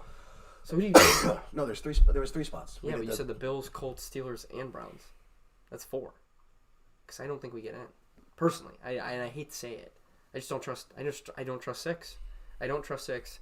And if we want to dive into this, our next just topic, and we can talk about this entirely. Let me think about this because you have the 3 division leaders, right? Tennessee, Baltimore. Actually, you know what? I think Pittsburgh gets in over us, and I hate to say it. I don't think they do. I don't look at the hat. Everybody's gonna kill me, which is fine. Destroy me in the comments. Or I think. The Browns. The Browns are going to lose to the Ravens this week. I think the Steelers beat the Bengals. I'm happy you agree with me on that. I think we get whooped. Yes, I think we lose this week. But I think we beat the Ravens at home off the bye. I don't. Really? I don't. That'll be a big game. I know you're one of those guys who thinks like Baltimore's overrated because they keep winning these close games. And you're saying they're lucky. When at the point does it happen? They keep doing it. I'm not saying Baltimore's a bad team. And they didn't have their quarterback. They didn't have their quarterback and their receiver last week. I know. And they still beat the Bears by 3 points, or whatever. With a backup, the guy who's never started a game in his life. Yeah. And they still won. To a point was like, okay, they're just well coached and well run, and their defense. They're just better than us. They're better than us. They're. I agree with you, but. And I think Pittsburgh, other than. I think we can overcome that and split with them. That's going to be a telling game. Okay, here's my thing. I think we get whooped on Sunday night. If we split with the Ravens, I think the Browns get in, the Steelers don't. If we lose both to the Ravens, we don't get in. Because I think we're going to beat the Steelers. I don't trust 6. I don't trust Baker. I'm on record. I hate Baker Mayfield. You hate him? I hate Baker Mayfield. You just said you didn't a couple weeks ago. No, he's officially. I'm over. Is it the thing with his wife? Is that what happened? I don't like Emily Mayfield. Like nothing. I don't have anything against her, but just stay off Twitter, please. You're annoying me. I agree. That stuff is annoying. You annoy me. Baker's he has bad judgment. He's not an adult. And who are we to say this? We're younger than the guy, but like, you have all the money. Not by much. He's only like 5 years old. He has all the money and power in the world, and he abuses it. Go look at his social media. It's all his commercials. Yeah, but those are done on the off season. I mean, you can't blame the guy for doing commercials. I hate that. Why are you still? Anybody go look at Baker Mayfield's Instagram right now. It's all him promoting progressive. Granted, I don't know if he runs his Instagram or not. I don't think he does. Promoting progressive and Nissan, but it's still his name and all his commercials. Hulu. And like I said, look at a guy like Carson Wentz. He's out. When has Baker Mayfield ever said, "Hey, thanks, Nick Chubb. You make my job a lot easier, buddy"? Dude, okay, that's not fair. He does that all the time. When? He said that in press conferences countless times. He's I want someone to pull this up because I've never heard. Well, anytime I watch him, I can't stand listening to him. Baker's been always. I cannot stand listening to him. He's snarky. He's a dick at the podium. I can understand being spiteful to the media, but it's so bad. Like his comments about the fans booing him.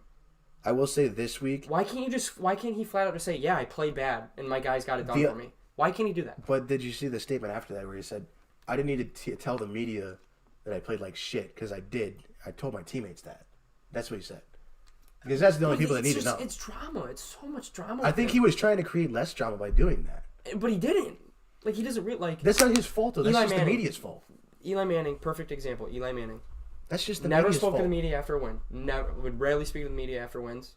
Every loss, he goes to the podium. Every loss. He has bad judgment. He has bad judgment on the field. He has bad judgment off the field. And the fact of the matter that he does all these commercials that... Bob, you can't... I've always hated this argument, though. You can't blame the dude for doing commercials in the off-season when everybody is off. Okay. But when it's in the season... and it's a commercial. That's all you see while you're watching the games, and then he's playing bad on top of it. Injury aside, I don't care if he's hurt because he's still playing. So if you're playing... Like, if you're that hurt, don't play. We've been saying this for weeks. Do not play. I agree. I'll agree with you on that. I will stand I also don't think it's fair to judge the quarterback at 40 to 50%. Like, it's just... Then don't play if you're that hurt. I agree with you, but I'm saying these people that are coming for his throat and booing him after a game we just fucking won. They won not in spite of him. He didn't. He took an NFL record for the Ravens to beat the Lions, and that was in Detroit. We were at home. That doesn't matter. Yes, it does. Oh my God, yes, it matters to an extent. You cannot say it doesn't.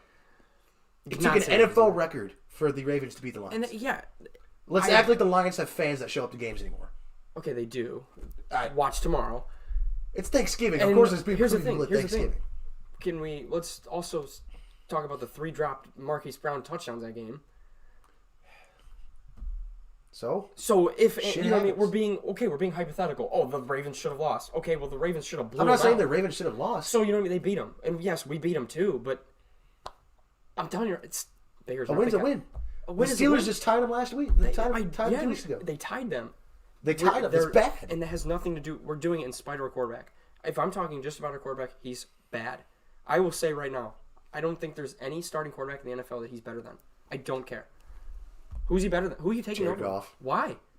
Because we want to go out... Better than Jared Goff. Why? What makes him better? Because we always wanted to defend Baker. Oh, we got us to a playoff game, won a playoff game. Jared Goff got the Rams. He's been to a Super Bowl. When has Baker done that? Hasn't done that.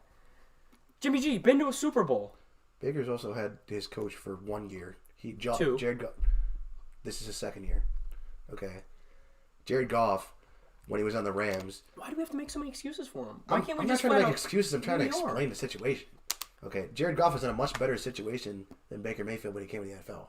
He went to one of the best teams with one of the best young head coaches. No, the Rams were bad. Well, do you remember Goff's rookie year? 0-7, he was trash. When McVay. No one knew McVay was going to be good, though. No one knew about Sean McVay. But no one knew that roster was good regardless. No, it was not. Who were their receivers? They didn't have Cooper Kupp. Yep, yeah, they did. No, he was drafted in 2018. 2017. Yeah, so they would have had him. Goff. Because that was 2018. They had Goff his second year. That was 2018. Goff got drafted 2016. So they would have had Cooper Kupp. Correct. In 2018. Yeah, no, you're right. You're right. So they had Cooper Kupp. Cooper Kupp towards ACL. They had Aaron Donald. They did not have Ramsey. They did not have Von Miller. They did not have Robert Woods. Was now Von Miller played 1 game for him, and he wasn't even that good in the game yet. Oh no, he just came off an injury. But regardless, I'm sorry, but Baker, you can't. You cannot tell me. You cannot sit here and say that Baker Mayfield is better than Jared Goff. I just think he is. He is. That's just an opinion. Like I'm saying, everyone wants to defend Baker. Oh, got him to playoff and won a game, first time in 20 years. Jared Goff got the Rams to the Super Bowl without Todd Gurley. And Todd Gurley was amazing for that span. And I still think I would take Baker over Big Ben. Maybe Big Ben lighting it up numbers wise, and he's not turning the ball over. He just tied the Lions. Well, he didn't. He was hurt. Well, he was. He didn't play. He had COVID. He didn't play. But so it wasn't him. His last 4 games, he has no turnovers, and his numbers are good. I'm not saying Big Ben's good, but I'm taking him over Baker Mayfield still. I'm still taking him over Baker Mayfield. Throw the ball down the field. I'm still taking him over Baker Mayfield. God. There's not one guy. I'm taking Baker over Tua. That's the only guy I think you can make an argument for. Taking Baker over Tua. That's literally the only guy I think you can make an argument for. Taking Baker over Zach Wilson. The Jets, to me, belong in the XFL. So they're a G League NFL team. But I'm taking Zach Wilson over Baker Mayfield for the sole fact that I don't have to pay Zach Wilson anything for 4 more years. I don't want to pay Baker Mayfield this elite money. He wants this elite money. Is he in we still have the 5th-year option, and we can franchise tag him the year after that too if we want. And you know what the franchise tag is? It's like $34 million. He's not worth that. I don't want that on my books. Okay, again, we still have a year to decide. No, they don't have it. They have to make that decision now. I do not think, especially since he's hurt, we do not have to make this decision this year. And that's what I think people are blowing up. No, they do have to make the 5th-year decision. Or they sign they can make the 5th-year option, yes. And personally, I believe that Andrew Berry is a smart man, and I think he's going to do the right thing. And what is the other option here, though, Bob? I'm sorry, I'm drafting a guy. What are you drafting? Kenny Pickett? I'll take Kenny Pickett. He's lighting it up. I'm taking Kenny Pickett. Dude. I just don't think that's the right idea. I don't want. I'm not. Why are we trying to start over? I don't want an undersized guy that has a bad attitude. Why are we trying to start? Because it's not starting over. Let's face it. It's not starting over. Let's face it. The accusations. You taking over Cam Newton? Yeah. No. I would. No. I would. Give me the guy that's not going to get hurt. Cam Newton's been hurt.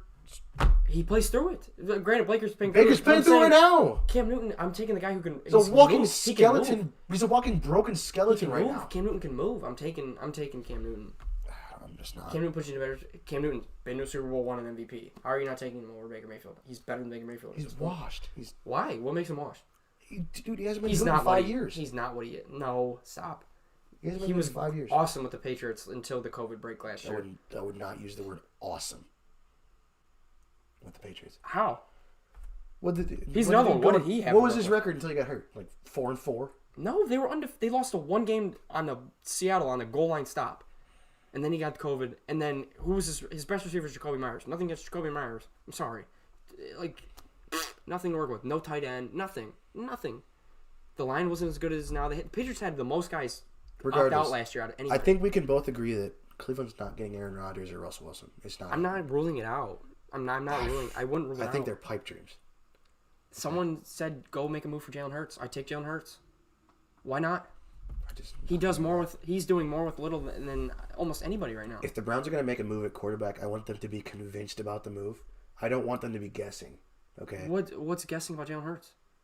He's only getting better. He's been good half the year. And put him in that rushing offense. He's been good half the year and then sucked ass the rest. Like how? In the first half of the season, he was terrible. No, he's not. Look at his turnovers. He's not turning the ball over. I don't know. Like everybody's shitting on him. One of the most inaccurate quarterbacks in the NFL.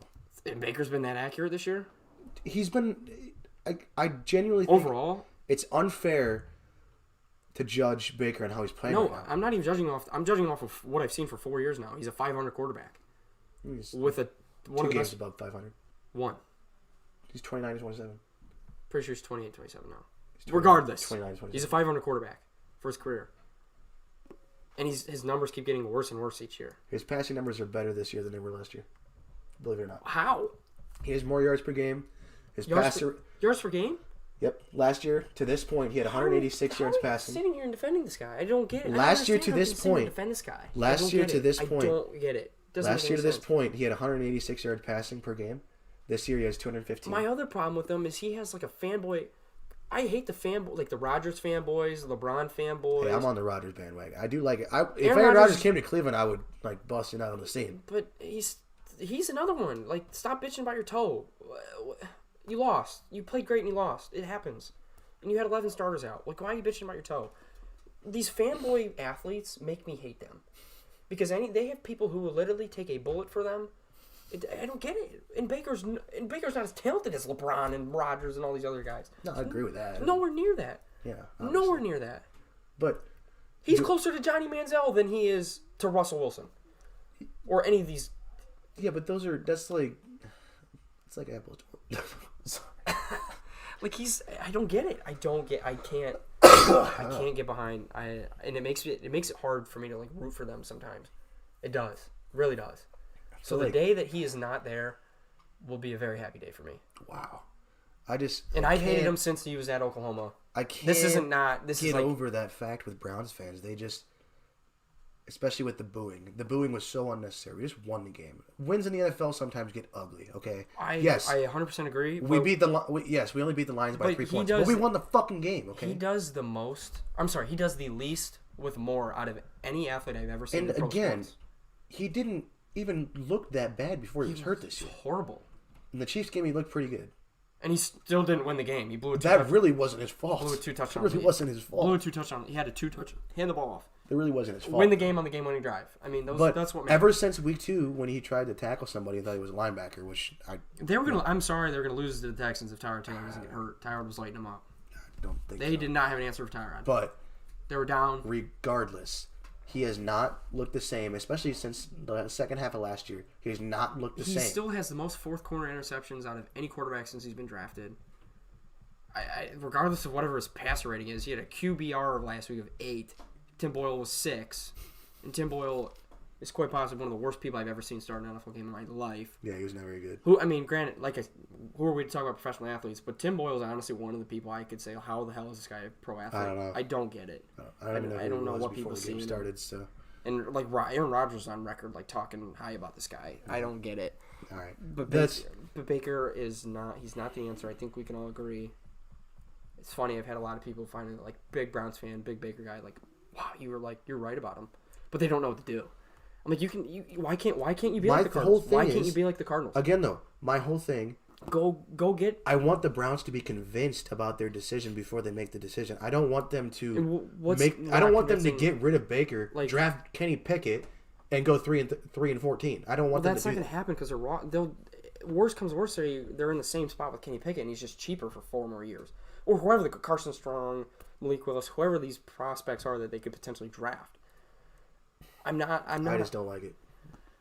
I don't. Call me conservative, but I just don't like it. It's extremely conservative because look at what it did for the Cardinals. Yeah, but Josh Rosen sucked. He was terrible. And he never won games. Baker's won game for us. Josh Rosen. Okay, to be fair, I'm not trying to defend Josh Rosen. Josh Rosen started 10 games. He comes in. That team was the worst team in the NFL when he came in. They were bad, very bad. Yeah, very bad. Had one guy, David Johnson. That was it. Yeah, they did not have the weapons. They did nothing. And he came in, and they're like, nope, not the guy. We want Kyler Murray. Why? And it's worked out great for him. Aggressive teams win. The Rams are winning. The Cardinals are winning. The aggressive teams are winning. We have a winning record right now. We're 6-5. But that's mediocre. Why are we mediocre with the best pass rusher in football, the best line in football, a top, I don't know what we'll call Chubb. We'll call him top 5 running back, to be fair. Kareem Hunt's top 15, obviously. Kareem Hunt's amazing. Your defense continues to get better and better and better, and healthier and healthier. And we're 6-5. I mean, it's not like we've had that hard of a schedule. I'm sorry. We've actually, I would say our schedule has been pretty difficult this year. It's not getting easier either. 2 touchdown leads against the Chiefs, 2 touchdown leads against the Chargers, and you blow them. You lose to Mac Jones, 45-7. Neither one of those games I would put on Baker though. I would put the Chiefs. You're not putting the Chiefs game? No, I'm not putting it on Baker. Execute when it matters. He didn't execute in the playoffs last year. Hard to execute when your running back fumbles the ball and your freaking punter drops it and then tries to run for it. Is Patrick Mahomes going to bitch about Yeah, but that's 2 possessions. There's your 2 touchdowns. We just gave them 2 possessions. But he gets all these. No one else is making these. Aaron Rodgers. Aaron Rodgers is making excuses for himself, but no one's making these excuses for the Packers. The Packers defense lost in that game. Aaron Rodgers put up fucking 385 and 4 touchdowns. The Packers defense didn't lose in the game. I'm sorry, the Packers defense didn't lose in the game. I'm going to go on the fact that they had 11 starters out that lost in the game. Sure, whatever you want to make. It wasn't Aaron Rodgers' fault. Regardless, no one. Tom Brady's not making these excuses because Antonio Brown's out. It's they also have 2 other. It's proven that receivers. Brady, sure, but it's proven that Brady's better with AB and Gronk. Yeah, with his team, his numbers are better. All these Josh Allen's not making excuses for his bad play. He's been kind of bad this year. And I know somehow he's the MVP. He was like an MVP frontrunner. How? I don't think he's been bad this year, but he's not played like an MVP. Matt Stafford. No, I agree. These guys are not getting these excuses and all these other oh, it's the coach. Oh, it's Odell. Oh, it's this one. Oh, it's that one. Our offense, we don't call plays to benefit Baker. What benefit him? What do you mean benefit him? He succeeds in other schemes. So you're bad. So you're bad. No, you're that's bad. just scheming to what your quarterback is good at. He's not. He's not good. Not every quarterback is good at everything. No, okay? No. But he's also there's no athletic upside to Baker. So he's undersized. If he's better in he has small hands. I don't care what anyone says. Small hands. So if he's better in the play action, then why are we calling 5-step dropbacks? That makes no sense. Because you have to do that. You can't do a play action every time. You cannot do a play action run pass every time. Do a better job of setting up the run. I mean, look at the Patriots. Do a better job of setting up the run. We are the best run team in the NFL. Exactly. So call more play action then. It's that simple. Look at the Patriots game. We marched down the field. We have to call play action passes just so this guy could get out of the pocket so he could see over the line and maybe make a decent throw. And the guy has one speed with his throws. They're all just 100 miles an hour. Kyler Murray can't see over the line either. And Kyler Murray's an amazing athlete. Just saying. He's the best athlete in football. Well, I wouldn't go that far. He's the best athlete at the quarterback position. Sorry. Lamar? Kyler Murray's a better athlete. Yeah, two-sport athlete. Guy got drafted in the first round in Major League Baseball. So I'm going to go on record saying Kyler Murray. Lamar's great. I'm saying Kyler Murray's a better athlete than Lamar Jackson. Okay. I'm not. I don't get it. I don't get it. I don't get it. I don't get it with Baker. How long have we been running here? Because we got to start sits. Start sits of the week. Start sits. All right, we'll go over a little bit this week. Okay. Who you got at quarterback? It's Hurts season. Jalen Hurts. Jalen Hurts season. Who do they play this week? The Giants or Jets or Giants? Jets. Some in New York. They get the Jets. Where's the Giants? No, I think it's the Jets. It's one of the new. They play them back to back. Something. They play them back to back. One of the I don't care because Jalen Hurts will be my start of the week regardless. He might even be mine again next week. Jalen Hurts is probably my start of the week the rest of the season. Look at his goddamn schedule, for fuck's sake. Jalen Hurts season. He's a tank. Yeah. I'm on the Jalen Hurts train. I don't care. Call me a bandwagon. I don't care. I'm on the Hurts train. I like Russell Wilson this week. I think he's hurt. I think it's a big bounce back game. He's been pretty bad the last 2 weeks, obviously, but they. Who they got? They're a bad team. Yeah, they're not. It's not like a fantastic team. I know that. Like he's got a decent matchup. Is what I want to say. But I like Russell Wilson this week. Russell Wilson's great. Russell Wilson is great. Yeah, I just don't trust him anymore. They play Washington this year. Yeah, that's a great quarterback matchup. Yeah. Monday night, is that in? Regardless, I don't really think it matters for play, but regardless, I don't. I mean, Russ is Russ. I just think he's hurt. Running back, I got J-Rob. All right. Who do they play? They play Atlanta. Yeah, awesome matchup. They probably win. Yeah. Although it's also a good spot for Atlanta to win, just because at the same time, Atlanta's been playing so bad. This is like a spot where Atlanta, because they did the same thing against Miami and stuff. I really like Javonte Williams this week. Everyone's on this Javonte hype train. I don't think he's bad. A lot of people just love Javonte Williams. He's played well. I think it's hard to. He's splitting carries with Melvin. He's splitting carries with Melvin Gordon like that. But I don't know. I just didn't love him coming out of school. I think the Chargers defense is bad. They've been bad against running backs all year. I think, like Bob said earlier, I think the Broncos might win this game. I'm saying it right now. Broncos win the game. They might win this game. Win that game outright. And I think they're going to do it running the clock out with Javonte. Yeah, I mean, it's a good matchup, and he's just not getting the volume that you'd like to see. Yeah. So maybe that's part of my. But I think if you have to find a flex, I think Javonte Williams, if he's on your roster, is a perfect flex. I got wide receiver Michael Gallup. Okay, I don't hate it. Thanksgiving. I mean, he's the guy there. Good chance CD doesn't play. Even if he does play, he's still the number 2 receiver and quite possibly the best offense in football. Mm-hmm. So, I mean, decent chance. If he's the number 1 guy, I mean, there's a decent chance next year he sees 15 targets for all we know. I'm going to go with the breakout of last week, Elijah Moore. Last couple weeks. Last 3 weeks. We said it that Eli Moore is the best receiver on the Jets roster. Oh, absolutely. He's finally getting those snaps, the snap rate. DK Metcalf and AJ Brown said before the season that he was better than both of them in college. Yeah. And we see how good those two are. Yeah. So he's a little small, we'll say. He's a deep threat, deep guy. He's deep threat. He's fast. But he's finally getting that up. And I think Zach Wilson's probably back. I think he's Zach Wilson's guy overall. I mean, when we saw in training camp, he was maybe Corey Davis. That's the only thing that scares me. Sure. Corey Davis was doing good early on in the year. But I like Elijah Moore. I like Elijah Moore this week. I don't think he's going to get 35 points again. I hope he does because I'm starting him this week.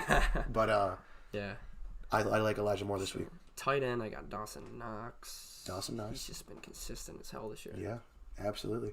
I'm gonna go with since the two other receiver options are They're most peppering. likely out. Yeah, they were peppering Schultz. I like Dalton Schultz this week on Thanksgiving. I usually don't like playing people on Thursday, and I'm happy because in my main league, nobody on Thursday this week. You gotta play someone on Thanksgiving though. Nah, I don't like. I don't. If Kamara, my one team, if I had Kamara, I was gonna have Kamara, Zeke, and Gallup all playing. Gosh. See, I just hate playing people on Thursday. It just ruins my week basically. I even dropped the Saints defense this week, even though they're playing Buffalo. I mean, would drop them either way. Sure. But I dropped the Saints defense this week. I'm currently playing the Houston Texans defense right now. Do we each have 3 sleepers? Yeah, I think so. Okay, so I made this before I saw the first one is questionable though. Who? Deontay Foreman. I think McNichols is going to be back though, but they cut AP. They cut AP. But there's a reason why my other sleeper. I have Hilliard as my first sleeper. I think Foreman's the guy. I think Hilliard fits the negative game script. Foreman fits the positive game script, if that makes sense. If they're up, Foreman. If they're down, Hilliard. Would you see what he did? Yeah. It's 16 fantasy points last week. He had 7 carries, 35 yards, and I think it was like 6 catches for 40. So. Yeah. I don't think Foreman offers a lot in the passing game, but I think absolutely nothing. I think that he's the guy that's going to score the touchdowns. It's very possible. Him or McNichols, but we don't know if McNichols is playing or not. And McNichols is more of a receiving back too. Talk about your other sleeper, your quarterback, with the Red Rocket, man. I play quarterbacks against the Lions. That's all I gotta say. I like Andy Dalton this week. If you needed him, I mean, if you absolutely need a quarterback to stream, go Andy Dalton. He's gonna light the Lions up. Look at what he did in the second half last week. I mean, there was a 60-yard bomb to Darnell Mooney. Mooney's a stud. He had 20 points in a quarter and a half. Allen Robinson's relevant there. Well, he was missed the last couple of games. But overall, he's just like no one's even talking about him anymore. Yeah, it feels bad though. Like he's good. He's a great wide receiver. He's gonna eventually get out of there, and he's gonna end up on like a Chiefs or something. He's a great wide receiver. He's just very underutilized, and it's sad. I got MVS coming back from injury. Okay, he's our deep threat. Big touchdown catch last week. Absolutely. 75 yards. Yeah, he's only getting healthier, and I like MVS. I don't hate that. I got Chase Claypool against the Bengals. I don't know if I'd call it a sleeper because like if you have Claypool, odds are you're probably starting Claypool. I don't know. With all the injuries and buys and everything. Like, look at the teams on bye this week. You got the Bucks. Or I'm sorry, not the Bucks. There's only 2, right? Yeah, but it's the Cardinals and Chiefs. Yeah, so you got 2 pretty good teams on bye. Odds are you probably only have 1 or 2 people on your team, maybe. Possibly, I don't know. But if you have Claypool, you're probably starting him anyway. But I don't know if I am or not. But this week I would. I like the matchup against the Bengals. Yeah. He's been quiet this year, but I still think Claypool's the most talented wide receiver on that team. Ooh. Deontay Johnson's there, but Deontay is having the breakout that I thought he was going to do. He's having good. I thought, if you remember Chris Godwin 2 years Claypool, ago. 2 or 3. Was it 2 or 3 years ago? I think Claypool's the better athlete, and I think he's obviously bigger. Deontay is a PPR monster. Yeah, just because he's good in fantasy doesn't mean he's no. a stud. I still think he's a good receiver though. Regardless, I think he's the best receiver there. My other sleeper, I think I've had this guy in 3 weeks in a row or something. Yeah, I think so. But he's getting the targets. I think he honestly would have had a great game if Lamar played. Is Bateman because there was no Marquise Brown. Yeah. And even with Marquise Brown, he's been out targeting Marquise Brown. Eventually, the touchdowns are going to come. And Sunday night primetime spot. Yeah, we've seen what these primetime games have been doing. These guys have been going off in these primetime games. So, yeah, I got Bateman again. I mean, if you need a guy, flex play, Bateman, I'm probably going to, someone who's probably going to have to start him in a bunch of leagues. I don't hate it. Let's go DFS. So, the DFS lineups. So, last week, I don't even remember. I had Rodgers and Adams. Travis forgot to join so we couldn't compare last week. I think the real reason was because I only had 40 cents in my DraftKings account. I forgot to take Alvin Kamara on my lineup, but I still beat the random I played. I put some random got in my head-to-head matchup, and I beat him. I had Rodgers, I had Adams, I had Brandon Ayuk. I think I would have beaten you if I want to. There's a decent chance. I had Tyrod, Dalvin, AJ Dillon, Beasley. Brandon Cooks would have killed me, but I had Eli Moore. Oh, you did? Yes. So actually, it might have been close. It would have been very close. Dan Arnold had a donut. I mean, technically, I probably would have benched Alvin Kamara and adjusted. I think we both had Dan Arnold, didn't we? I think so. It's possibly. But quarterback, I got Tyrod again at 5,300. All right. I got Tyrod again at 5,300. All right. Well, I have Cam Newton going against Miami. He's at 5,600. Okay. So, I know I just hated on Cam for like 10 minutes. And then another guy wants to start him DFS. But, I mean, they're playing the Dolphins, so the Guy wants to start him Dolphins DFS. not very good. So, I'm playing Cam this week, Running 5,600. back one. I had him last week. Aaron Jones might be back, but he's cheaper than he was last week. A.J. Dillon at 5,900. Okay. I mean, I might have to adjust this if Jones is back. He's been pretty decent. Still had like 15 points, I think, last week. Even with Aaron Jones, he's been getting touches. And it's been increasing throughout the year, too. Yeah, we'll see. I mean, it might have to be adjusted, and maybe I'll actually remember to change it if Jones does play. But I have James Robinson against Atlanta. How much? For 6,200. Great price. Great price. Great price. Great price. I think J-Rob does like 30 points. That's probably my match, like the guy I would switch out for Dillon. Yeah. Somehow I make some adjustments to my lineup that way. Defense or something. RB2, I got the 50-point man. I bought up. Did it again. I didn't buy him last week. I bought him 2 weeks ago. 9,100, Jonathan Taylor. I can't spend $9,000 on running back. I just can't do it. They do play Tampa, though. Yeah, exactly. That's the other thing. But he's matchup proof, I will say. He's about matchup proof at this point. I don't know. I got some big hitters. Yeah, I have Javonte Williams at 5,200 against the Chargers' pathetic defense. Good price. Yeah. Wide receiver one. I had him last week, and he was a dud, but he's cheaper. And that game was a monsoon. I stacked Tyrod and Cooks. I do have Brandon Cooks too. I thought Cooks was 5,800. 5,800. I thought he was gonna break out last week, but that game was an absolute monsoon. Yeah. So Tyrod ran in 2 touchdowns. He had like 20 points. So we'll take that. But He's I think been good with Tyrod consistently over the last couple of years. I like Brandon Cooks too. I do. I like Brandon Cooks. Wide receiver 2. I bought the big boy. Cooper Kupp 9,600. He's another one. Matchup proof. Gets the volume. He's the guy. Best player in fantasy football this year. I went with the stack with Cam Newton. I got DJ Moore. Yeah, they got some good chemistry. Yeah, he caught a touchdown last week. Yeah, they got like chemistry. 15, 16 points. But at 6,200, I found it was a pretty good value. Sure.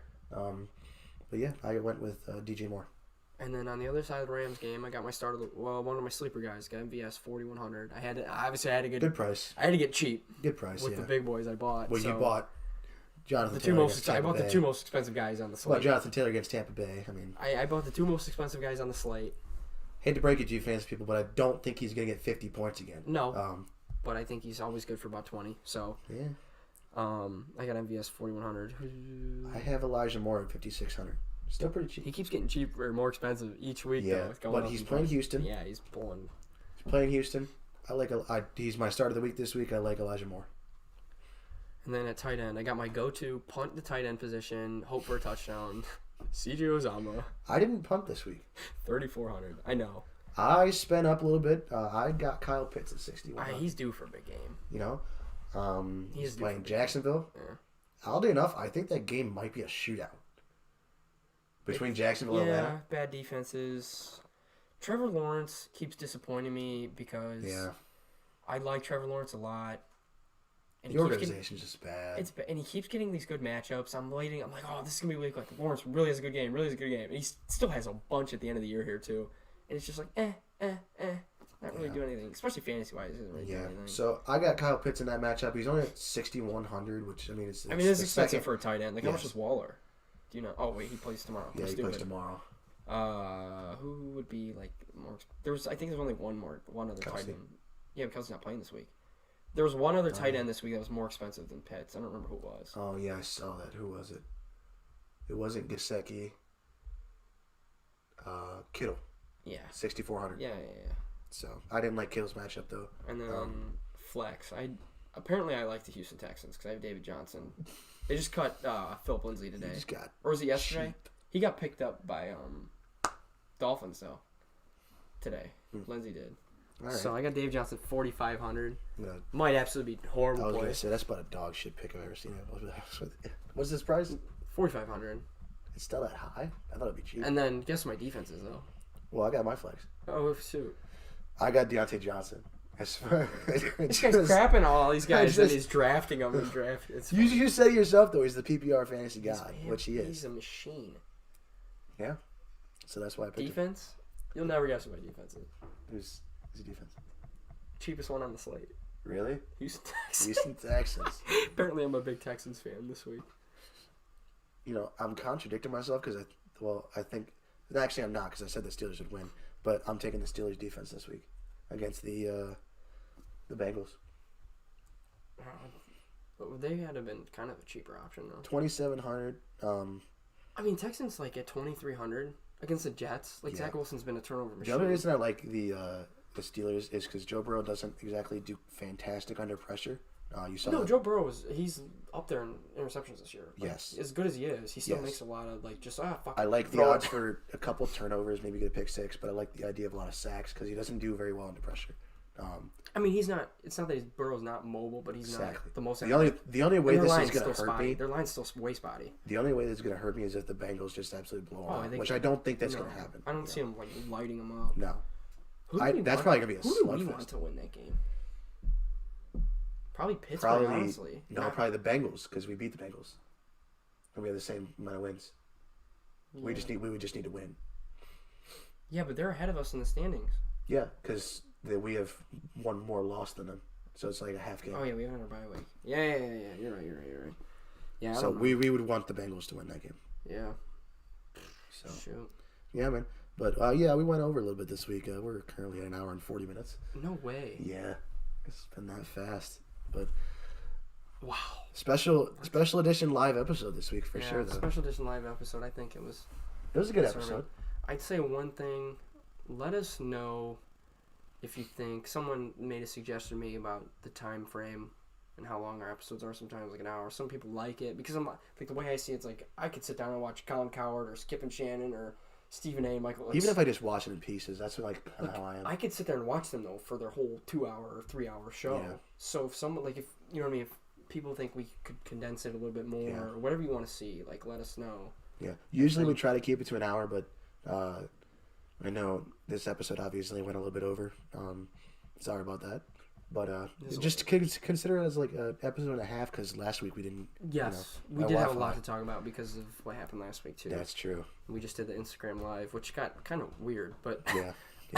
I exited out of that, but then I watched it and I was like, "What the hell's going on? Like, what's the hell's going on here?" Yeah, so, but thank you for tuning into that though. Yeah, let's probably wrap this up though. We keep talking absolutely. And talking. So yep. So thank you guys. Drop a like on the stream and subscribe. Sounds good. And hopefully the Browns don't disappoint us anymore. We'll see you again next week, 7:30, Wednesday night. Again. We will be separated again, but probably yes.